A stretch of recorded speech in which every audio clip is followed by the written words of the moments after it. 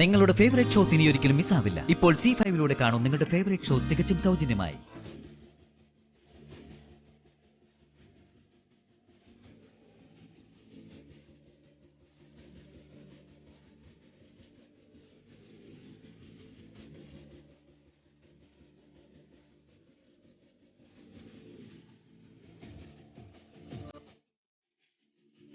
ഇന്ന് സുമിതയെ കാണാൻ എന്തോ ഒരു പ്രത്യേകതയുണ്ട്.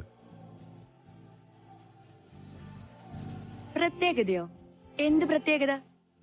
തെളിച്ചു പറയഗിരി. അല്ല, ഇയാളെ എപ്പോഴും കാണുന്ന പോലെ അല്ല, ഒരു വ്യത്യാസം ഉണ്ടെന്ന് പറയായിരുന്നു.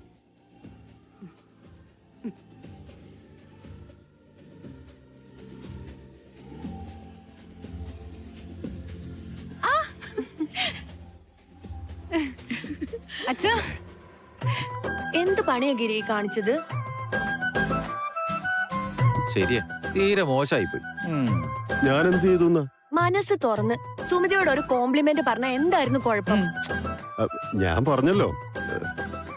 എന്ത് കാണാൻ ഒരു പ്രത്യേകത ഉണ്ടെന്നോ, വ്യത്യാസം ഉണ്ടെന്നോ? ഹലോ, എന്നൊക്കെയല്ലേ നീ പറഞ്ഞേ? എടാ, അവളെ കാണാൻ സുന്ദരിയായിരിക്കുന്നു നാവെടുത്ത് പറഞ്ഞ് എന്തായിരുന്നു കുഴപ്പം? എന്റെ സുമി, സത്യമായിട്ട് ഇപ്പോഴും എനിക്ക് ഇതൊന്നും അങ്ങോട്ട് വിശ്വാസമായിട്ടില്ല. ഇത്രയും വലിയ വീട്ടില് മോൾ എത്തിപ്പെട്ടെന്ന് ഓർക്കുമ്പോ അമ്മയ്ക്ക് ശരിക്കും അമ്മേ അതൊക്കെ. മോളെ, നീ സന്തോഷായിരിക്കുന്നോ? ഈ വീടും സാഹചര്യമൊക്കെ നിനക്ക് ഇഷ്ടപ്പെട്ടോ? കുഴപ്പമൊന്നുമില്ല അച്ഛാ. എങ്കിലും നമ്മുടെ വീടും കൊച്ചു വർത്തമാനങ്ങളും പിന്നെ നിങ്ങളെയൊക്കെ ഞാൻ എപ്പോഴും മിസ് ചെയ്യാ. വീട്ടിൽ ഓടി നടന്ന് പണിയെടുക്കുന്നതും എന്നും രാവിലെ കോച്ചിങ് ക്ലാസ്സിൽ പോകുന്നതൊക്കെ ഞാൻ കൊതിയോടെ ഇപ്പൊ ഓർക്കുന്നേ. ഇവിടെയാണെങ്കിൽ ഒന്നും ചെയ്യാനില്ലാതെ ആകെ ബോറടി അച്ഛാ.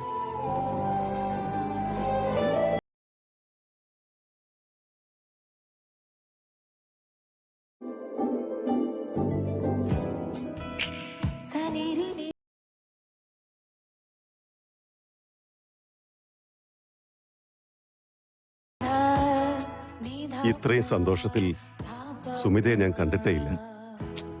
അത് പിന്നെ ഇല്ലാതിരിക്കൂ? എത്ര നാള് കൂടിയ സുമിത വീട്ടുകാരെ കാണുന്നേ. ചേച്ചി,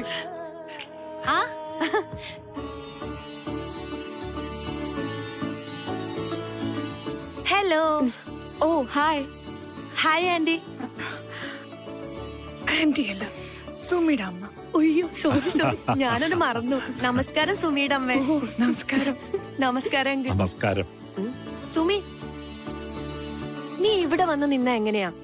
ഗിരിയും നീ ഇങ്ങനെ രണ്ട് സ്ഥലത്ത് നിന്ന നിങ്ങളോട് വിവാഹാശംസകൾ പറയാൻ വരുന്നവര് എന്താ ചെയ്യാ? അത് ശരിയാ, മോൾ അങ്ങോട്ട് ചെല്ല്.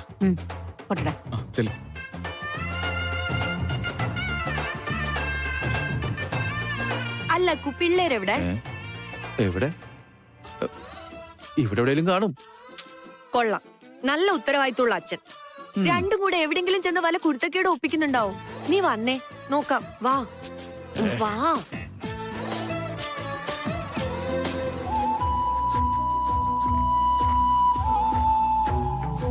ഡൗൺലോഡ് ചെയ്യൂ C5 ആപ്പ്. കാണൂ എല്ലാ എപ്പിസോഡുകളും സൗജന്യമായി. നിങ്ങളുടെ ഫേവറേറ്റ് ഷോസ് ഇനി ഒരിക്കലും മിസ്സാവില്ല. ഇപ്പോൾ C5 കാണും നിങ്ങളുടെ ഫേവറേറ്റ് ഷോ തികച്ചും സൗജന്യമായി. അയോധ്യയിലെ ഒരു സിംഹാസനം വനവാസത്തിനിടയിൽ പോലും രാമന് വേണ്ടി ഒഴിഞ്ഞുകിടന്നു.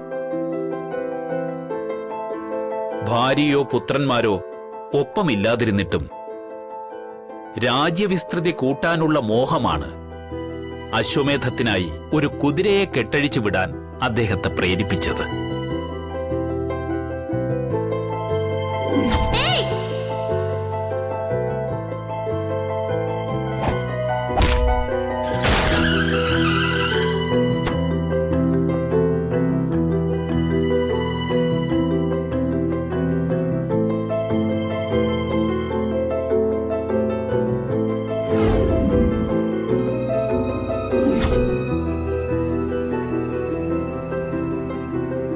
മക്കളായ ലവകുശന്മാർ പിടിച്ചുകെട്ടിയ യാഗാശ്വം ശ്രീരാമചന്ദ്രന്റെ ഉള്ളിലെ കാമക്രോധ ലോഭമോഹങ്ങൾ തന്നെയാണെന്ന് പറയാം. ശ്രീരാമന്റെ ജീവിതത്തിലെ സുപ്രധാനമായ സംഭവ പരമ്പരകളുടെ തുടക്കം തന്നെയായി അത്.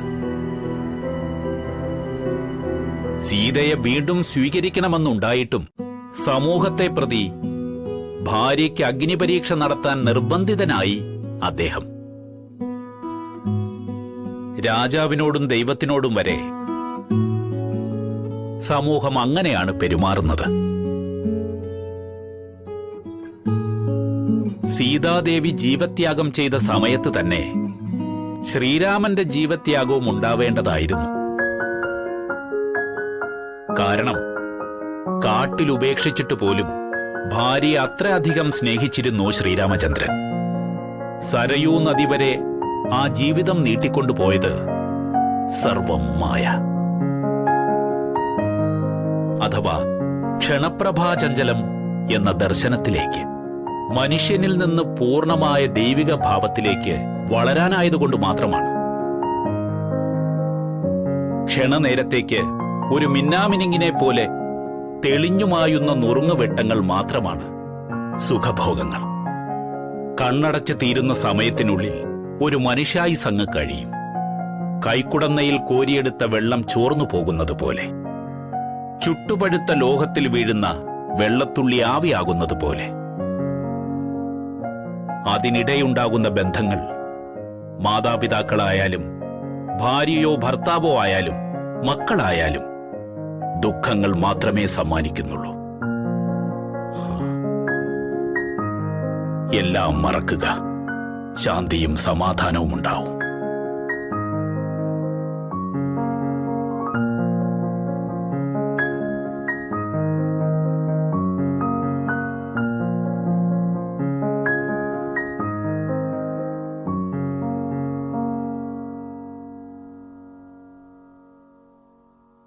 കാലാഹിനാ പരിഗ്രസ്തമാം ലോകവുമാലോലചേതസ ഭോഗങ്ങൾ തേടുന്നു. പുത്രമിത്രാർത്ഥകളത്രാദിസംഗമ എത്രയും അല്പകാലസ്ഥിതമോർക്ക നീ. പാന്തർ പെരുവഴിയമ്പലം തന്നിലെ താന്തരായി കൂടി വിയോഗം വരും പോലെ. പുത്രമിത്രാർത്ഥകളത്രാദിസംഗമ എത്രയും അല്പകാലസ്ഥിതമോർക്ക നീ. പാന്തർ പെരുവഴിയമ്പലം തന്നിലെ താന്തരായി കൂടി വിയോഗം വരും പോലെ.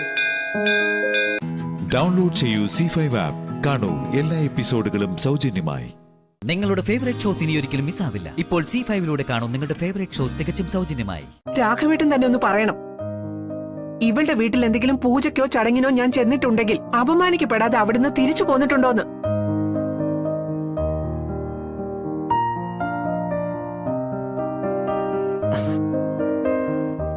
അമ്മേ, ഞാൻ പറയുന്നൊന്ന് കേക്ക്. മിണ്ടരുത് നീ. ഇവള് ഈ നിൽക്കുന്ന നിന്റെ ഭാര്യ. ഇവൾ ആഗ്രഹിച്ചതല്ല നേടി. നിന്നെ എന്നിൽ നിന്ന് പണ്ടേ അകറ്റി. ഇപ്പോ എന്റെ മകളെയും എന്നിൽ നിന്ന് അകറ്റി. ഇപ്പൊ സത്യഭാമ ഒറ്റയ്ക്കാടാ. ഇനി വേണമെങ്കിൽ ഇദ്ദേഹത്തെ കൂടി ഇവൾക്ക് എന്നിൽ നിന്ന് അകറ്റാം. ഞാൻ ആരെ അകറ്റിയെന്നാ സത്യമ്മ പറയുന്നേ? സത്യമ്മയുടെ മകള് അവളുടെ ഭർത്താവിനൊപ്പം ഉണ്ട്. പഴയതിനേക്കാൾ സ്നേഹമായി. ഞാൻ എന്റെ ഭർത്താവിനൊപ്പമാ.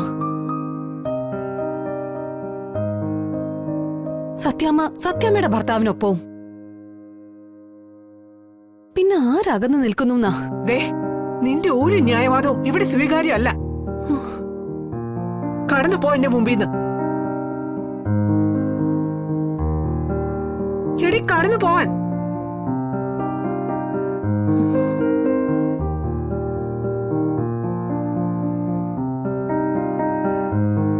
ശരി. ഇവളങ്ങനെ പിന്മാറുന്ന കൂട്ടത്തിലല്ലല്ലോ. എന്താണാവോ ഭാവം?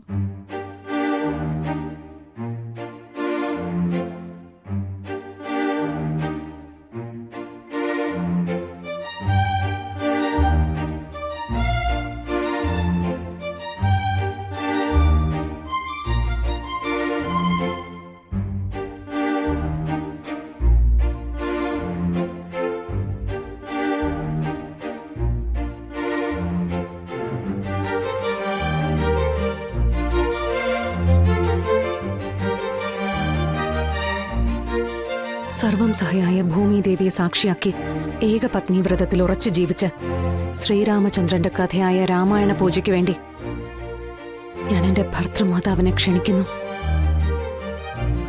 ലോകത്തുള്ള സകല ഭർത്തൃമതികളുടെയും യശസ്സിനും കീർത്തിക്കും വേണ്ടി.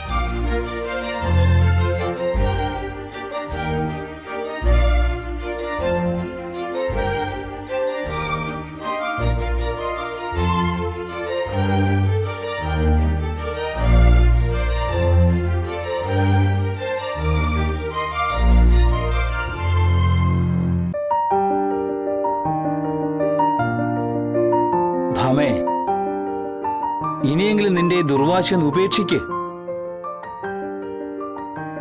രാമായണ പൂജ നിരസിക്കാന്ന് വെച്ചാ രാമനെ വേണ്ടെന്ന് വെക്കുന്ന പോലെയാ. രാമനെ വേണ്ടെങ്കിൽ പിന്നെ രാവണനേ ഉള്ളൂ. അത് രാക്ഷസപക്ഷവുമാ. അമ്മേ, ഞാൻ പറയുന്നൊന്ന് കേക്ക്.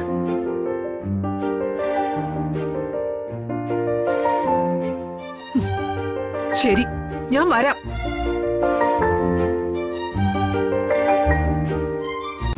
ഡൗൺലോഡ് ചെയ്യൂ C5 ആപ്പ്. കാണൂ എല്ലാ എപ്പിസോഡുകളും സൗജന്യമായി. നിങ്ങളുടെ ഫേവറേറ്റ് ഷോസ് ഇനി ഒരിക്കലും മിസ്സാവില്ല. ഇപ്പോൾ C5 കാണൂ നിങ്ങളുടെ ഫേവറേറ്റ് ഷോ തികച്ചും സൗജന്യമായി. ഈ കരച്ചില് എന്റെ കൂടപ്പിറപ്പല്ലേ മണി. ഇത്രയും കാലത്തെ ജീവിതത്തിനിടയില് ഞാൻ ഒരു ദിവസമെങ്കിലും സന്തോഷത്തോടെ കഴിയുന്നത് മണിക്കുട്ടൻ കണ്ടിട്ടുണ്ടോ? ഇങ്ങനെ കരഞ്ഞും മനസ്സുകൊണ്ട് നേരിയും തീരണം. ഇതാ എന്റെ വിധി. കരഞ്ഞ് കരഞ്ഞ് ഒരു ദിവസം കണ്ണീരും മുഴുവനും വറ്റും. അപ്പോഴേക്കും എന്റെ ആയുസ്സും തീർന്നിട്ടുണ്ടാവും. സന്തോഷത്തോടെയുള്ള ജീവിതമല്ല ദേവി എന്റെ തലയിൽ എഴുതി വെച്ചിട്ടുള്ളത്. കരഞ്ഞോട്ടുള്ള മരണോ? ഇങ്ങനെയൊന്നും പറയില്ലേ പാറു. കൊറേ സങ്കടങ്ങളും കുറച്ച് സന്തോഷവും ഞാൻ കാണാറുള്ള എല്ലാ മനുഷ്യരുടെയും ജീവിതം അങ്ങനെയാ. ആ കുറച്ച് സന്തോഷം പാർവതിക്ക് തരാൻ ഈശ്വരന്മാര് മറന്നുപോയി മണിക്കുട്ട. ഞാൻ പുറപ്പെടുക മണി. ഞാനും വരുന്നു പാറു. മണിക്കുട്ടൻ വരണ്ട. ഈ ഉദയന്നൂരമ്മേ ഞാൻ കൊണ്ടുപോകുന്നില്ല. അദ്ദേഹത്തിന് കാവലായി ഈ ദേവി ഉണ്ടല്ലോ എന്നുള്ള ധൈര്യത്തിലാ ഞാൻ പോകുന്നത്.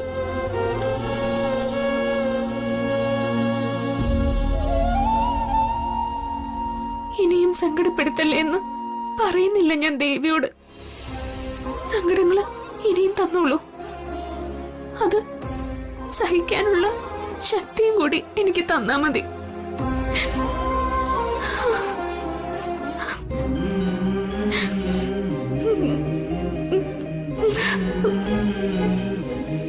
മോളെ,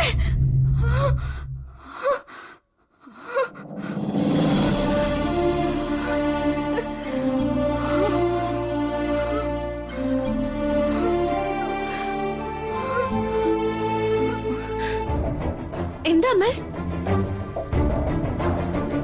നന്നായിട്ട് വിയർക്കുന്നുണ്ടല്ലോ. എന്തെങ്കിലും വയ്യായിക തോന്നുന്നുണ്ടോ?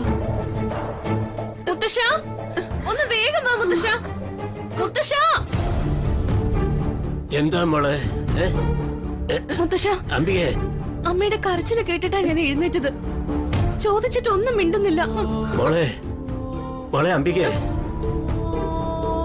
മോളെ. അച്ഛാ, നമ്മുടെ പാറുവിനെന്തോ. ഇതായിരുന്നോ കാര്യം? നിലവിളി കേട്ടപ്പോ ഞാൻ പേടിച്ചുപോയി. വെറുതെ ഉറക്കവും കളഞ്ഞു. അമ്മയെന്ന് വിളിച്ച് എന്റെ മോള് കരയാ. സ്വപ്നല്ലേ മോളെ? അവളെ കുറിച്ച് ഓർത്ത് കിടന്നിട്ടാ മോള് ഉദയന്നൂരമ്മയെ പ്രാർത്ഥിച്ചു കിടക്ക്. അവൾക്ക് എന്തോ അപകടം വരാൻ പോന്നെന്ന് എന്റെ മനസ്സ് പറയുന്നച്ചാ. എനിക്കൊരു മനസ്സമാധാനവും കിട്ടുന്നില്ല. അച്ഛാ, നമുക്ക് അവിടെ വരെ ഒന്ന് പോയാലോ? ഓ, ഇനി അതിന്റെ കുറവ് കൂടിയേ ഉണ്ടായിരുന്നുള്ളൂ. അവള് കാരണം അവിടെ ഉള്ളൊരു പൊറുതി മുട്ടി ഇരിക്കുമായിരിക്കും. അതിന്റെ കൂടെ നിങ്ങളും കൂടെ ചെന്ന് അവരെ ശല്യം ചെയ്യണ്ട. അസ്ഥാനത്തുള്ള നിന്റെ വർത്തമാനം നിർത്തുന്നുണ്ടോ? പാറൂട്ടി കാരണം അവിടെ ഉള്ള ഒരു പൊറുതിമുട്ടിയിരിക്കുകയാണെന്ന് നിന്നോട് ആരാ പറഞ്ഞത്? ആരെങ്കിലും പറയണോ? അവള് കാരണം സ്വൈര്യക്കേടല്ലാതെ സമാധാനം കിട്ടിയിട്ടുണ്ടോ ഇന്നേ വരെ ആർക്കെങ്കിലും? അംബികെ, ഇവള് പറയണ കേട്ട് നീ വിഷമിക്കണ്ട. പാറൂട്ടിക്ക് അവിടെ പരമസുഖമാണെന്നല്ലേ കഴിഞ്ഞ ദിവസം ഇവിടെ വന്ന് അവളുടെ മാനേജർ സാറ് പറഞ്ഞത്. പാറൂട്ടിയെ ഓർത്ത് മോള് വിഷമിക്കണ്ട കേട്ടോ. മോള് പ്രാർത്ഥിച്ച് കിടന്നു. ഡൗൺലോഡ് ചെയ്യൂ C5 ആപ്പ്. കാണൂ എല്ലാ എപ്പിസോഡുകളും സൗജന്യമായി. നിങ്ങളുടെ ഫേവറേറ്റ് ഷോസ് ഇനി ഒരിക്കലും മിസ്സാവില്ല. ഇപ്പോൾ C5 കാണൂ നിങ്ങളുടെ ഫേവറേറ്റ് ഷോ തികച്ചും സൗജന്യമായി.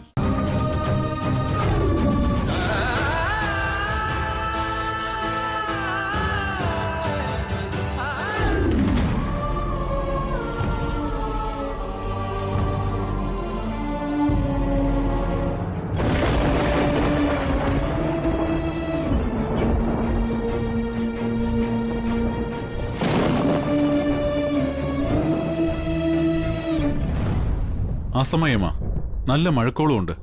പക്ഷേ അതൊന്നും വകവെക്കാതെ അവൾ ഇറങ്ങിപ്പോയി. കുറെ കഷ്ടപ്പെട്ട് കിട്ടിയ വിജയ, നമുക്കിതൊന്ന് ആഘോഷിക്കണ്ടേ ചേച്ചി?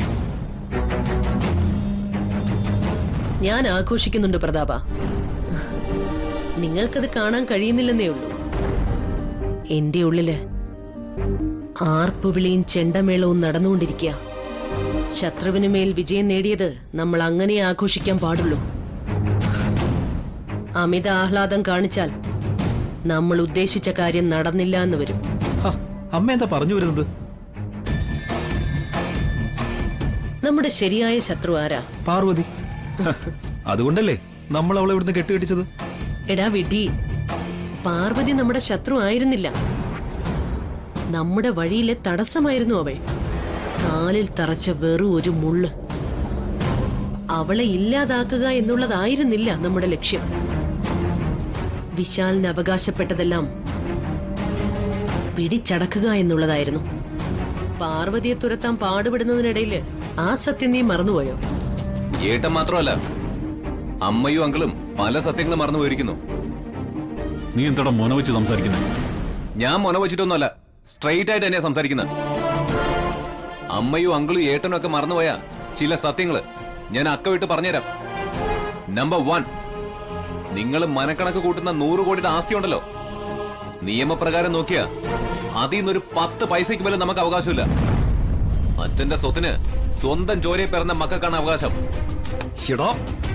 നിക്കേട്ടാ, ഞാൻ മുഴുവൻ പറയട്ടെ. പാർവതി വലിഞ്ഞു കയറി വന്നവളെന്ന് നാഴികയ്ക്ക് 40 വട്ടം നിങ്ങൾ പറയാറില്ലേ? വലിഞ്ഞു കയറി വന്നതല്ല, വിശാലേട്ടന്റെ ഭാര്യ എന്ന അവകാശം അവൾക്കുണ്ട്. വലിഞ്ഞു കയറി വന്നത് ഞാനും ഏട്ടനും അങ്കിളും ഒക്കെയാ. അച്ഛനമ്മയെ കല്യാണം കഴിച്ചിട്ടുണ്ട്, പക്ഷെ ഞങ്ങളെ ദത്തെടുത്തിട്ടില്ല. ഞാൻ പറയുന്നത് മനസ്സിലാവുന്നുണ്ടോ 3 പേർക്കും? നീ അത്രയ്ക്ക് കടന്നു ചിന്തിക്കൊന്നും വേണ്ട. ന്യായം മാത്രം നോക്കി ജീവിക്കാൻ ഞങ്ങൾ ഹരിചന്ദ്രന്മാരൊന്നും അല്ല. നേരായ വഴിക്ക് കിട്ടാൻ അർഹതയില്ലാത്തത് വളഞ്ഞ വഴിക്ക് തട്ടിയെടുക്കുന്നതാ ഇന്നത്തെ കാലത്തെ ലോകനീതി. അത് തട്ടിയെടുക്കുകയും ചെയ്യും. പൂർണ്ണ മനസ്സോടെ കൂടെ നിന്നാ നിനക്കും കിട്ടാൻ അതിൽ നിന്നൊരു പങ്ക്. ഇനി എനിക്ക് പറയാനുള്ളത് അതിനെക്കുറിച്ച് തന്നെയാ. പാർവതിയെ കെട്ടുകെട്ടിച്ചതിന്റെ സന്തോഷത്തിലല്ലേ നിങ്ങൾ 3 പേരും? അച്ഛന്റെ സ്വത്തുക്കൾ മുഴുവൻ എഴുതി വെച്ചിരിക്കുന്നത് വിശാലേട്ടന്റെ ഭാര്യയുടെ പേരില. മറന്നിട്ടില്ലല്ലോ? പാർവതി ഇവിടുന്ന് പോയതോടെ അച്ഛന്റെ സ്വത്തുക്കളും അവളുടെ കൂടെ പോയി. അവള് പോയിട്ടില്ല, പുറത്ത് നിപ്പുണ്ട്. പോയി തിരിച്ചു വിളിക്കേ. അച്ഛന്റെ സ്വത്തുക്കളിൽ നിന്ന് കുറച്ചെങ്കിലും നിങ്ങൾക്ക് കിട്ടണമെങ്കിൽ പാർവതി ദയ കാണിക്കണം. ചെയ്ത തെറ്റുകൾക്ക് ക്ഷമ പറഞ്ഞ് അവളെ കൂട്ടിക്കൊണ്ട് വരുന്നതാ നല്ലത്. ഡൗൺലോഡ് ചെയ്യൂ C5 ആപ്പ്. കാണൂ എല്ലാ എപ്പിസോഡുകളും സൗജന്യമായി. നിങ്ങളുടെ ഫേവറേറ്റ് ഷോസ് ഇനി ഒരിക്കലും മിസ്സാവില്ല. ഇപ്പോൾ C5 കാണൂ നിങ്ങളുടെ ഫേവറേറ്റ് ഷോ തികച്ചും സൗജന്യമായി. ഇത് മേടിക്കാൻ നീ എന്നെ തന്നെ അയച്ചല്ലോ എന്റെ ഐശ്വര്യേ. ഇത് ഇത്ര മാരകമായ ഒരു കെമിക്കലാണെന്ന് ഒരു മുന്നറിയിപ്പ് എനിക്ക് തരേണ്ടതല്ലായിരുന്നോ? ഞാൻ ഈ കെമിക്കൽ ചോദിക്കുമ്പോ കടക്കാരെല്ലാം എന്നെ രൂക്ഷമായിട്ട് നോക്കുന്നു. അപ്പൊ എനിക്ക് മനസ്സിലായി സംഗതി മാരക സാധനം തന്നെയാണെന്ന്. പിന്നെ എങ്ങനെ പോയി വാങ്ങിച്ചു? ഗാനഭൂഷണം അരുന്ധതിക്കാണോ ഈ നാട്ടില് പരിചയക്കാരില്ലാത്തത്? കച്ചേരി നടത്തി വാങ്ങിയതായിരിക്കും. ഇല്ല, കളരിക്കൽ മെഡിക്കൽസ് നിന്ന് വാങ്ങിച്ചു. അവിടെ ഒരു പരിചയക്കാരനുണ്ടായിരുന്നു. വളരെ സൂക്ഷിക്കണോന്നാ അയാൾ പറഞ്ഞത്.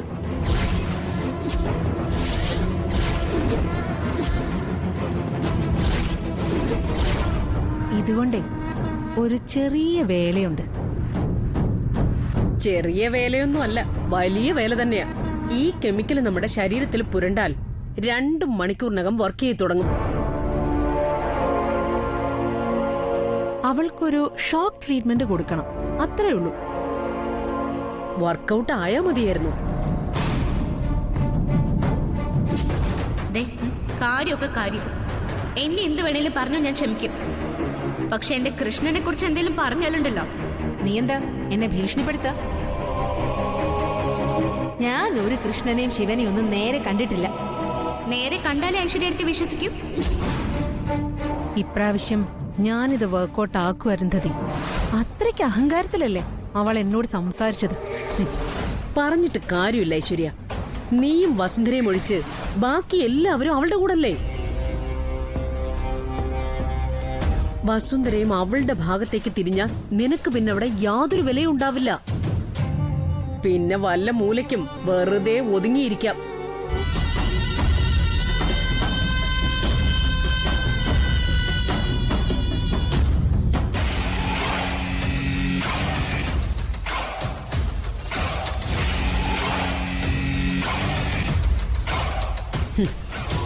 വസുന്ധര ഒടുവിൽ വിചാരിക്കും ഭർത്താവും മക്കളും ഒരു മരുമകളും ആ യന്ത്രവൾക്ക് അനുകൂലം.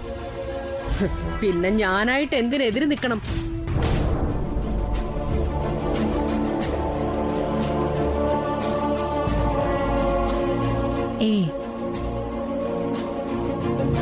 അങ്ങനെ അവളെ അങ്ങോട്ട് അംഗീകരിക്കൂ?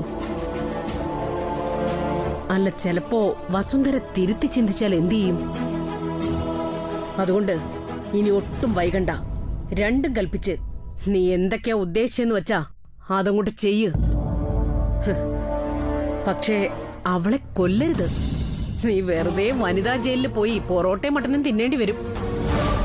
കൊല്ലില്ല ഞാൻ അവളെ. പക്ഷേ കൊല്ലാതെ കൊല്ലും ഞാൻ. അവളെ നരകിക്കുന്നത് ഞാൻ എന്റെ ഈ കണ്ണുകൾ കൊണ്ട് കാണും.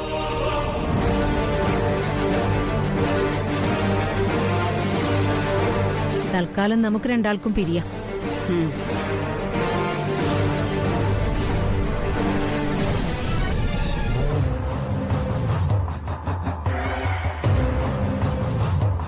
ഡൗൺലോഡ് ചെയ്യൂ C5 ആപ്പ്. കാണൂ എല്ലാ എപ്പിസോഡുകളും സൗജന്യമായി. നിങ്ങളുടെ ഫേവറേറ്റ് ഷോസ് ഇനി ഒരിക്കലും മിസ്സാവില്ല. ഇപ്പോൾ C5 കാണൂ നിങ്ങളുടെ ഫേവറേറ്റ് ഷോ തികച്ചും സൗജന്യമായി.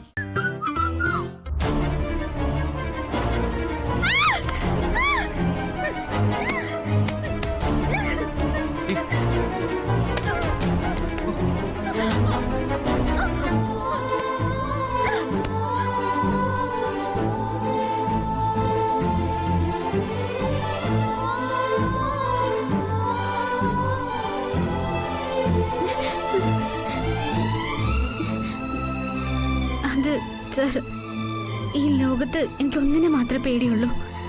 അത് പറക്കം കൂടി ചെയ്താ പിന്നെ പറയണ്ട. ഈ പാറ്റുകളില്ലാത്ത ഏതെങ്കിലും രാജ്യത്ത് പോയാലോ ചാമേ?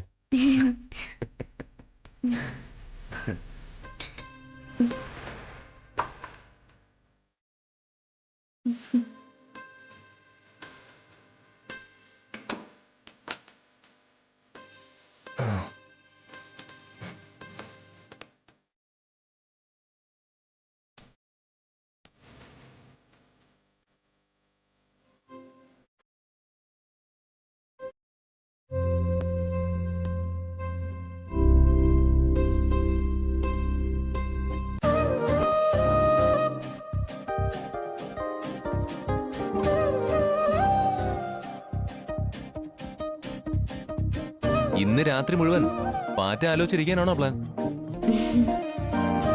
താൻ കട്ടിലിൽ കിടന്നോ, ഞാൻ നിലത്ത് കിടക്കാം. അത് വേണ്ട സർ, സാറ് നിലത്ത് കിടക്കണ്ട. തറയിൽ കിടന്നാ ഇന്ന് താൻ ഉറങ്ങില്ല. കട്ടിലിൽ കയറി കിടന്നോ. എണീറ്റ് വാ, കിടന്നോ. എന്നാ ഞാൻ കട്ടിലെ സൈഡിൽ കിടന്നോളാം. വാ.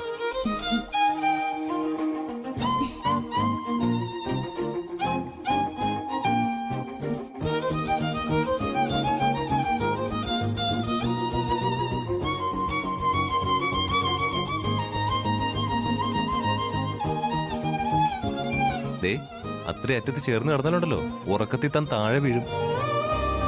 അത് വേണ്ടെങ്കിൽ കയറി കിടന്നോ.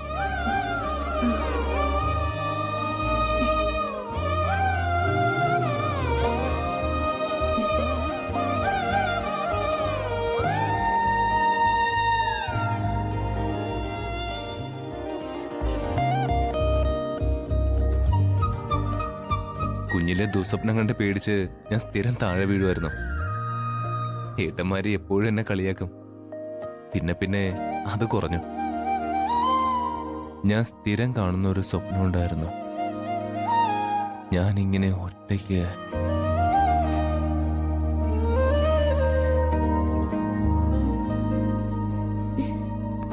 ഒറ്റയ്ക്ക് ഞാനിങ്ങനെ ഒറ്റയ്ക്ക്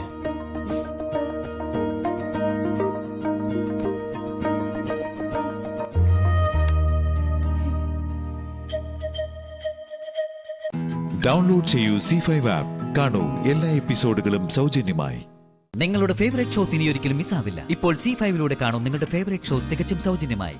സത്യത്തിൽ ഞങ്ങളിപ്പോ ഈ വഴി കയറിയത് ഈ പ്രൂഫ് ഒന്ന് കാണിക്കാനാ.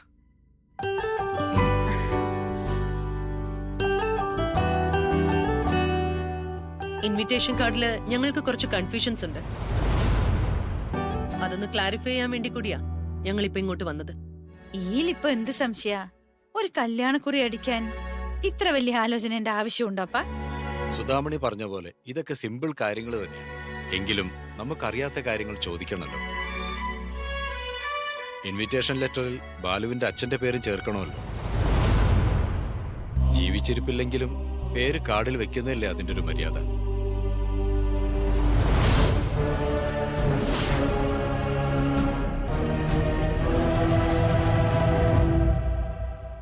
കൃഷ്ണമൂർത്തി എന്നുള്ള പേര് ഞാനതിൽ എഴുതിയിട്ടുണ്ട്.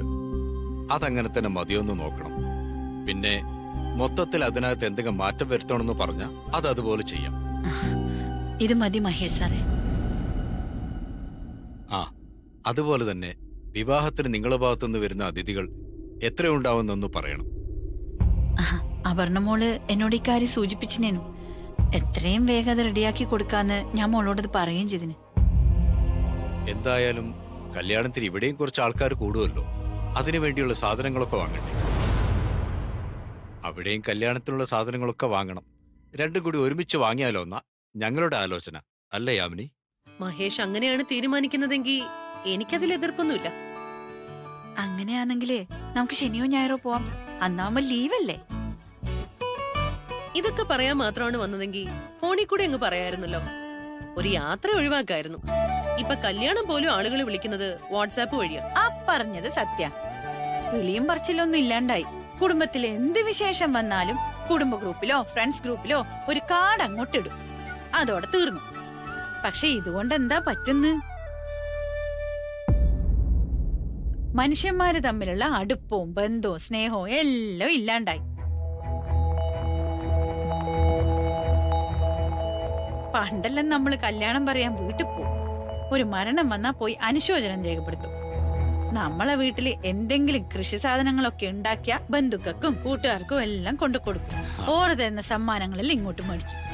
അങ്ങനെ ആളുകൾ തമ്മിലൊരു സ്നേഹബന്ധമെല്ലാം ഉണ്ടായിരുന്നു. ഈ ഫോൺ എന്ന് പറഞ്ഞൊരു കുന്തം വന്നതോടെ എല്ലാം ഇല്ലാണ്ടായി. വളരെ ശരിയാ. പക്ഷെ ഇക്കാലത്ത് ആൾക്കാർക്കൊന്നും സമയം തികയുന്നില്ല സുധാമണി. ആരെല്ലാം വെറുതെ പറയുന്നതല്ലേ മഹേഷ് സാറേ? ഈ സമയം എന്ന് പറയുന്നത് നമ്മളാ ഉണ്ടാക്കുന്നത്. നമ്മളെല്ലാം ഓടി ഓടി എങ്ങോട്ടായി പോകുന്നു? അവസാനം എല്ലാ ഓട്ടവും തീർത്ത് ഒറ്റ കിടപ്പ് കിടക്കാനല്ലേ? അന്നേരം ആർക്കും വേപ്രാളവും ഇല്ല, വേവലാതിയും ഇല്ല. ആഹാ, സുധാമണിക്ക് ഇത്രയൊക്കെ ഫിലോസഫി അറിയോ? Not bad. എന്നാ പിന്നെ നമുക്ക് ഇറങ്ങാം യാമിനി. ഈ പ്രൂഫ് സുധാമണിന്റെ കയ്യിലിരിക്കട്ടെ. ബാലു വരുമ്പോ ഒന്ന് കാണിക്കാം. എന്തെങ്കിലും മാറ്റം വേണമെങ്കിൽ പറ.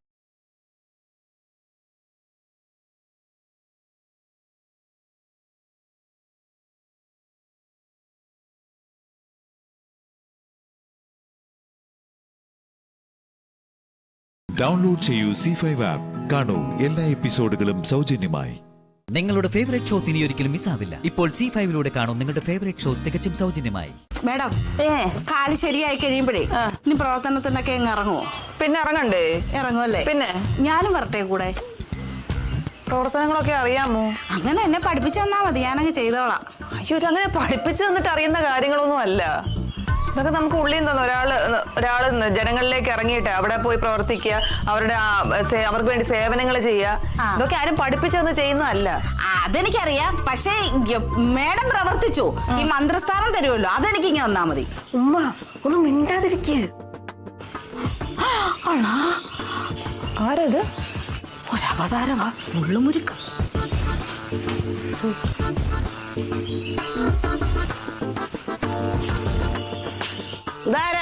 രാജ്ഞിയെ പോലെ കാലും കെട്ടി വെച്ചിരിക്കുന്ന അവതാരം.